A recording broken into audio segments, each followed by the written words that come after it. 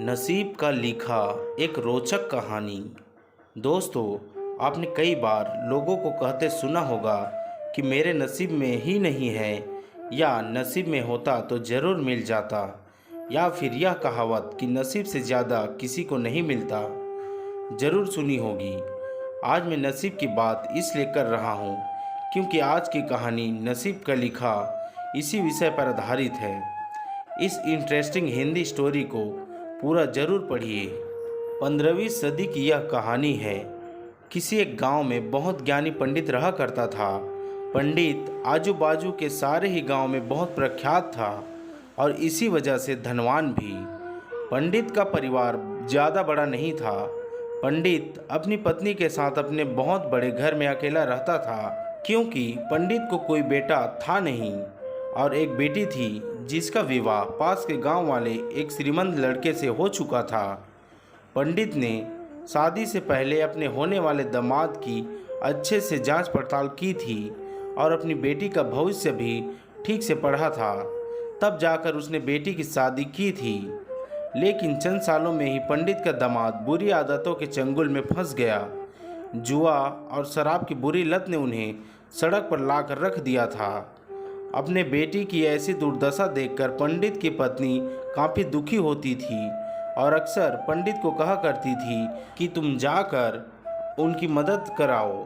पंडित हमेशा अपनी बीवी को यह कहकर उनकी मदद करने के लिए मना कर देता था कि अभी कुछ समय तक उनका बुरा वक्त चलना है। हम चाहे कितनी भी कोशिश कर ले, जो उनके नसीब में नहीं है वह उन्हें नहीं मिल पाएगा। पंडित की ऐसी बातों से उसकी पत्नी काफ़ी दुखी हो जाया करती थी और मन ही मन सोचती थी कि ऐसा स्वार्थी पिता है, अपनी बेटी को इतने कष्टों में देखकर भी उसकी मदद करने के लिए मना करता है। आखिर भगवान ने जो इतना सारा धन धान्य दिया है उसका क्या करेंगे? हमें कोई और औलाद भी तो है नहीं, ले देकर यह बेटी है और उसके लिए भी कुछ नहीं करेंगे तो किसके लिए करेंगे? पंडित ऐसा नहीं सोचता था। ऐसा नहीं है कि पंडित अपनी पुत्री से प्रेम नहीं करता था, लेकिन उसने अपनी पुत्री की कुंडली इतने अच्छे से पढ़ी थी और वह यह पहले से ही जानता था कि वह चाहे किसी भी लड़के से शादी करती, लेकिन उसके जीवन में यह समय आने वाला ही था और वह बिना इसे भुगते उसको छुटकारा नहीं मिलने वाला था। एक दिन खाने पीने के लिए भी मोहताज हो चुके पंडित की बेटी और दामाद उसके घर पर आए।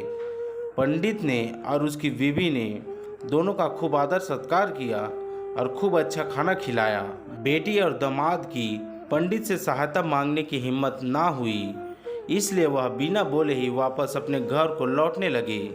लेकिन माँ तो माँ होती है।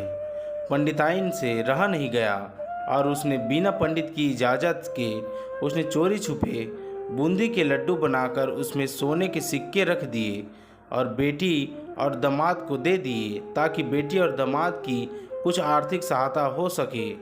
पंडिताइन यह भी जान गई थी कि बेटी और दामाद शर्म के मारे उनसे मदद नहीं मांग रहे थे, इसलिए उसने बेटी और दामाद को भी लड्डुओं में छिपी सिक्कों के बारे में कुछ नहीं बताया।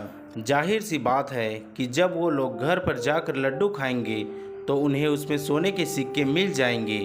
इस तरह बिना उनके मांगे ही उन तक मदद पहुंच जाएगी। सोचकर पंडिताइन मन ही मन अपनी बेटी की मदद करने के लिए खुश होने लगी।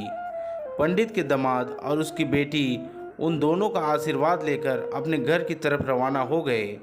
उन दिनों गाड़ियों तो होती नहीं थी, घोड़ा गाड़ी या बैलगाड़ी चलती थी।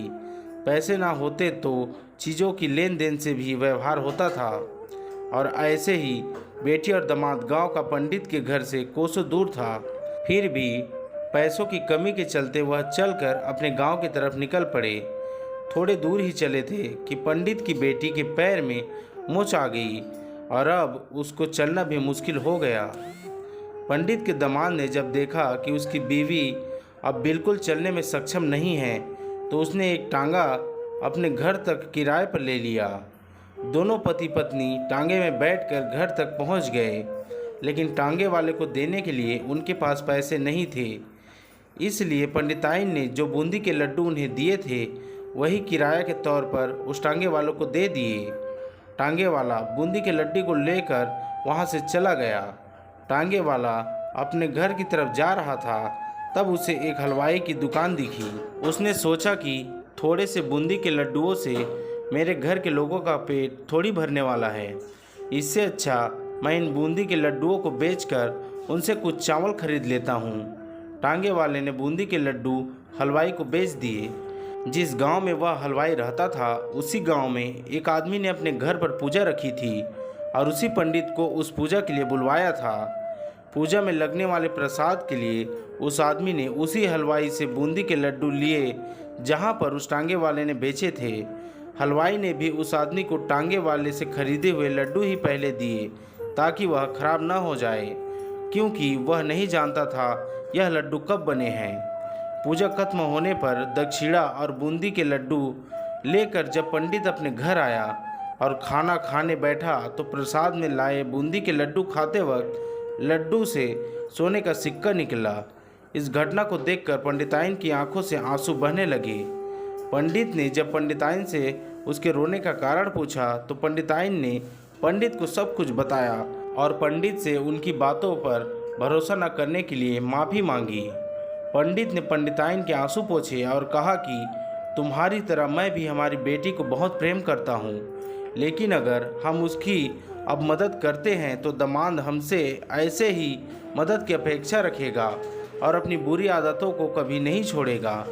पंडिताइन भी अब पंडित की बातों से सहमत हो गई। 2-3 महीने बीत गए। पंडित के दामाद और बेटी फिर से एक बार उसके घर आए और इस बार उनकी परिस्थिति पहले से बेहतर थी, क्योंकि पिछली बार खाली हाथ जाने के बाद दामाद ने नया काम शुरू किया था और अपनी सारी बुरी आदतें भी छोड़ दी थी।